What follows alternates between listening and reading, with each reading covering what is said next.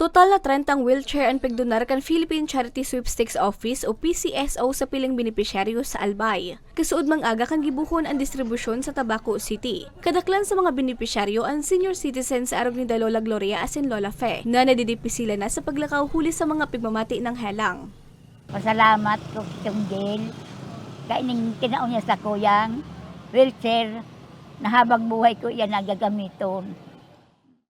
Pasalamat po ako sa ako Bicol na nagtabang sa muya, lalo na sa kuya, na natawang kami kiwelchair.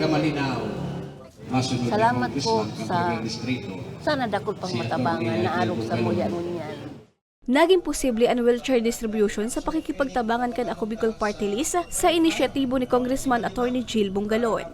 Ni po will help them to magkaigwa po ni na mobilization.